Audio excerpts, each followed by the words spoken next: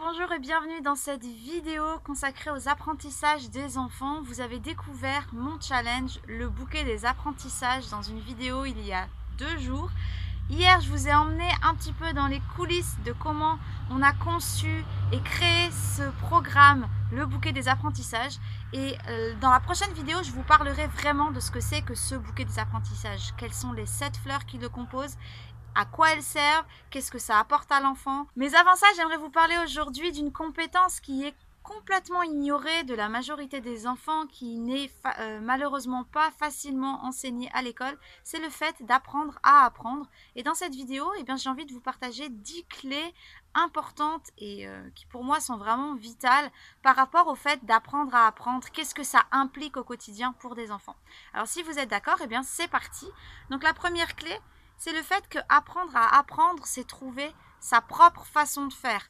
C'est-à-dire que quand j'apprends à apprendre, je découvre comment moi je fonctionne, comment j'interprète une information, comment je l'enregistre, comment je la mémorise, comment je la retranscris, comment je me concentre, comment je m'organise. Tout ça, ça recoupe le fait que lorsque j'apprends à apprendre, je découvre les mécanismes que je mets en place naturellement, qui sont parfois des bonnes stratégies et puis parfois pas.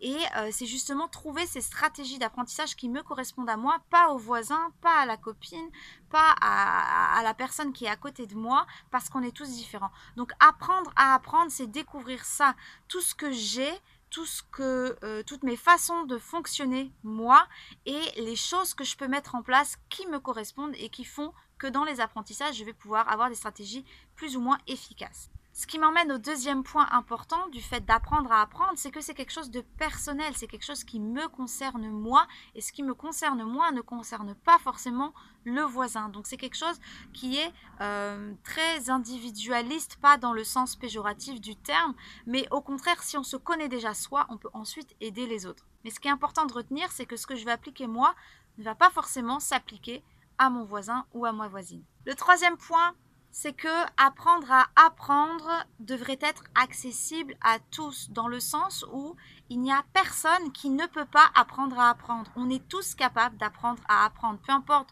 d'où on vient, peu importe notre point de départ, peu importe les capacités qu'on a naturellement ou pas, peu importe même les difficultés qu'on peut rencontrer, on peut tous apprendre à apprendre et s'améliorer. Le problème, et c'est très malheureux, c'est très triste, c'est que souvent, il y a un clivage qui s'est créé entre ceux qui naturellement ont trouvé des stratégies d'apprentissage plus ou moins efficaces et qui font qu'ils réussissent. Ça ne veut pas dire qu'ils sont épanouis, mais voilà. Et les autres. Et les autres, c'est la majorité des enfants. Pourquoi? Tout simplement parce qu'on n'enseigne pas cette compétence, on n'enseigne pas ce savoir-faire, on n'enseigne pas cette connaissance de soi, on n'enseigne pas toutes ces stratégies qui peuvent aider les enfants dès leur plus jeune âge. On ne le fait pas. Et donc ça fait des enfants qui vont grandir, ces enfants deviennent des adultes, et ces adultes ne sont pas forcément aptes à travailler, à apprendre plus, à développer leur talent, à être heureux, à être bien dans leur vie, etc.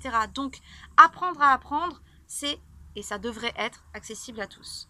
Quatrième point, apprendre à apprendre, c'est pas une opportunité. Moi, je vous le présente comme une opportunité là parce que j'ai travaillé dessus, parce que c'est quelque chose qui brûle en moi et que j'ai envie de transmettre, mais ça devrait pas être juste quelque chose de ponctuel fait par une ou quelques personnes. Ça devrait être quelque chose de vital, quelque chose de primordial, et tous les enfants devraient avoir accès à ça. Tous les enfants devraient naturellement être portés dans ça au long de leur enfance, au long de leur adolescence, pour pouvoir les armer pour la vie. Donc ce point est important pour moi, c'est que apprendre à apprendre ne devrait pas être une opportunité, ça devrait être une nécessité. Cinquième point, apprendre à apprendre, c'est accepter l'idée, j'ai mes notes, c'est accepter l'idée qu'il y a une multitude de paramètres qui font qu'on capte une information, qu'on la comprend, qu'on l'enregistre, qu'on l'analyse, qu'on la restitue de plusieurs dizaines de façons différentes. Et ça en plus selon les contextes. Donc, on peut apprendre par le jeu, on peut apprendre par l'observation, on peut apprendre par l'échec, on peut apprendre par l'échange, par le plaisir, on peut apprendre par le travail en groupe ou par le travail en solitaire. Mais il y a aussi nos actions spontanées, tout ce qu'on va mettre en place naturellement. Il y a aussi les penchants naturels, ce qu'on appelle aussi les passions, les choses qu'on fait vraiment facilement, on n'y réfléchit pas, mais quelqu'un d'autre, pour lui, ça va être très compliqué. Tout ça, ça entre en compte. Il y a aussi l'aspect de la motivation. Et voilà, tout ça, ça entre en compte dans la diversité de comment on apprend. Donc, apprendre à apprendre, c'est comprendre comment moi, dans tout ça, je fonctionne en général. 6e point, apprendre à apprendre, c'est trouver quelles sont les conditions qui me permettent à moi d'être dans les meilleures conditions pour apprendre. Qu'est-ce que ça veut dire? Ça veut dire comment faire face à mes émotions, diminuer le stress, l'angoisse, ou la colère, ou la peur. Mais c'est pas que ça, c'est aussi comment m'organiser. C'est aussi trouver les bonnes relations qui vont me tirer vers le haut. C'est trouver l'environnement agréable, par exemple avec ou sans musique. Quelle luminosité, c'est avoir un espace ordonné et clair. Et il y a aussi le fait de booster son estime de soi pour pouvoir avancer en ayant confiance en soi. Il faut bien comprendre qu'on n'a pas tous le même environnement, que ce soit émotionnel, que ce soit familial. On ne traverse pas tous les mêmes épreuves. On n'a pas tous le même contexte de vie. Et ça entre vraiment en compte par rapport aux apprentissages. Donc comme on n'a pas le même contexte et comme on n'a pas non plus les mêmes besoins, l'idée d'apprendre à apprendre, c'est trouver les choses qui vont favoriser le meilleur environnement pour moi, pour favoriser les apprentissages et me permettre de m'épanouir dans ça. 7e point, apprendre à apprendre, c'est accepter ce processus d'une vie. Apprendre à apprendre, c'est être dans une attitude d'humilité, accepter l'idée que toute notre vie, on va continuer à apprendre, qu'on n'a pas atteint un stade où moi je sais et les autres ne savent pas. C'est vraiment très agaçant, les personnes qui se disent tout savoir, on ne peut pas discuter avec elles, elles ne sont plus enseignables. Et le fait d'apprendre à apprendre, c'est rester dans cette attitude d'humilité, de dire je peux toujours apprendre, je peux apprendre de n'importe qui, de n'importe quelle situation, de n'importe quelle épreuve aussi. Mais l'idée, c'est que toute ma vie, je vais pouvoir tirer des conclusions de mes échecs, de mes erreurs, de ce que je traverse, de ce que je vis, pour m'améliorer et pour être toujours une meilleure version de moi-même et pour tirer profit d'un maximum de mes compétences, de mes atouts, de mes talents, de mes dons et de ce que j'ai en moi, de ce que je porte en moi, de mes passions. Il faut comprendre que les enfants ont tendance à voir les choses pas à long terme, mais à court terme. Donc quand ils n'arrivent pas quelque chose aujourd'hui, qu'ils vivent une situation d'échec, même si c'est qu'une fois ou si ça s'installe dans le sens où c'est un processus où, imaginons un enfant à l'école, il a tout le temps des mauvaises notes dans une matière en particulier ou même son bulletin scolaire en général. Au bout de quelques mois, au bout de 2-3 ans, l'enfant, pour lui, va croire que toute sa vie est fichu dans le sens où, comme il vit à court terme, s'il rate maintenant, il va pas forcément réussir après, puisque là, c'est sa vie, et sa vie est représentée par un échec. Donc d'un côté, l'enfant vit le moment présent, et c'est chouette, parce qu'il prend tout ce qu'il y a de positif à prendre, mais d'un autre côté, quand il traverse quelque chose de difficile, une épreuve ou un échec, eh bien pour lui, il va le prendre comme, entre guillemets, argent comptant, et ça va devenir un petit peu sa vérité. Et c'est difficile de passer au-dessus. Donc un enfant qui est dans cette attitude de dire « j'apprends pas comme il faut », comme il faut, c'est dans le sens où je ne corresponds pas au schéma type que la majorité des gens veulent me renvoyer. Donc quand l'enfant va penser ça, eh bien, il va s'enfermer dans ça et il va croire qu'il ne sait pas apprendre tout court. Or, apprendre, comme je l'ai dit, c'est toute la vie. Et on peut avoir des difficultés à un moment donné, trouver un déblocage. On peut avoir des difficultés dans un domaine et accepter que dans ce domaine, je ne suis peut-être pas le plus doué, la plus douée, mais par contre, j'ai beaucoup de facilité dans un autre domaine. Et c'est trouver ça, c'est trouver ses forces et tirer parti aussi de ses faiblesses pour en faire des opportunités et s'améliorer. Donc apprendre à apprendre, c'est accepter l'idée que tout se fait progressivement, que c'est un processus d'une vie et voir sa propre évolution sur le court, sur le moyen et sur le long terme. Ce qui nous mène au point numéro 8. Apprendre à apprendre ne sert à rien, sauf si on décide d'appliquer ce qu'on apprend.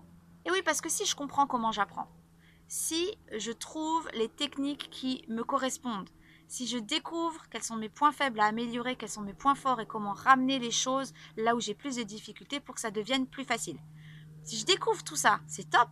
Mais si je ne le mets pas en pratique, à quoi ça me sert? C'est pour cette raison que j'insiste vraiment sur la motivation à la fois de l'enfant, mais aussi de vous, de l'adulte qui allait accompagner cet enfant. Donc le challenge que je propose, ce bouquet des apprentissages, dont je vais parler beaucoup plus en détail encore dans la prochaine vidéo, dans les prochaines vidéos, si vous n'avez pas cette conviction que c'est quelque chose que vous pouvez porter et accompagner avec les enfants, si vous n'êtes pas là pour les motiver dans ce processus, ils vont découvrir des choses, mais ça va retomber comme un soufflet parce que si c'est pas mis en pratique derrière, ça sert à rien. Donc l'idée, c'est vraiment de mettre en pratique et de le mettre en pratique sur le court, sur le moyen et sur le long terme. Donc en tant qu'adulte, vous allez accompagner les enfants dans la réalisation de leur bouquet des apprentissages et votre engagement va pouvoir porter les enfants jusqu'au bout.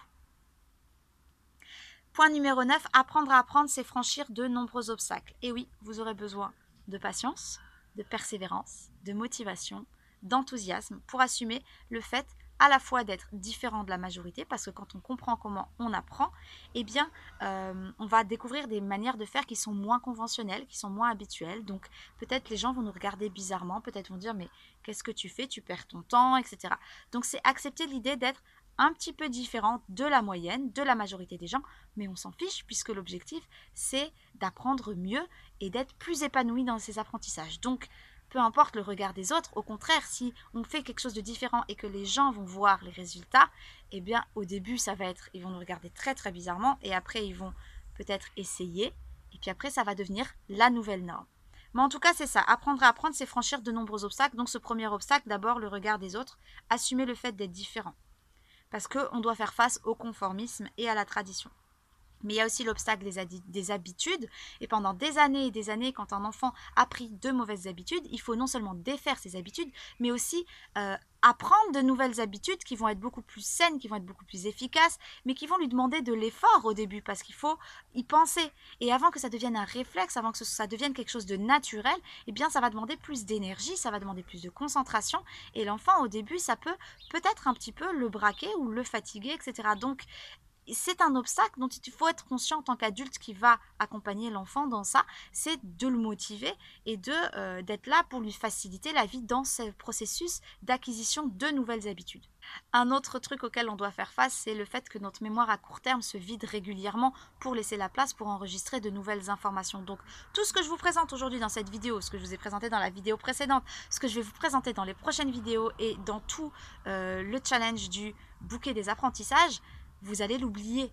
Parce qu'on est fait comme ça, on est fait de telle manière que notre cerveau, s'il n'inscrit pas les choses dans la mémoire à long terme, dans la mémoire des souvenirs, eh bien, on va enregistrer des choses qui vont rester de manière ponctuelle et qui vont partir. Et ça va être la même chose par rapport au bouquet des apprentissages pour l'enfant. Il va découvrir des choses sur lui, il va découvrir des nouveaux outils, des nouveaux jeux pour pouvoir apprendre différemment, adapté à sa façon d'être, à sa façon de fonctionner. Mais si on ne le lui présente qu'une fois, qu'il y fait une fois, ça va lui plaire, mais derrière, il va y avoir tellement de nouvelles choses qu'il va les oublier, il va plus s'en souvenir. L'idée, c'est vraiment d'être conscient de ça pour pouvoir s'imprégner régulièrement de ces choses et faire en sorte que ça reste, pour que ça s'inscrive dans la mémoire à long terme et pour que ça devienne vraiment des habitudes presque du réflexe, mais quelque chose qui ne demande plus beaucoup d'énergie, qui ne demande plus beaucoup d'implication, mais au contraire qui vont devenir naturels et fluides. Il y a aussi l'obstacle du contexte, et oui, parce que parfois il va falloir adapter certaines choses pour les ramener dans ce qui est connu pour l'enfant, pour faire preuve de créativité, et ça demande aussi de l'énergie et de la motivation. Et il nous en faut pour aider les enfants à mettre en pratique de façon concrète ce qu'ils auront découvert pour l'intégrer dans leur quotidien. Le point numéro 10, le dernier, apprendre à apprendre, c'est admettre qu'il n'y a pas de bonne ou de mauvaise méthode. Une méthode, elle peut être parfaitement adaptée pour quelqu'un et pas du tout pour une autre personne. Le problème, ce n'est pas la méthode. Le problème, c'est que, comme je l'ai dit, on fonctionne tous de façon différente.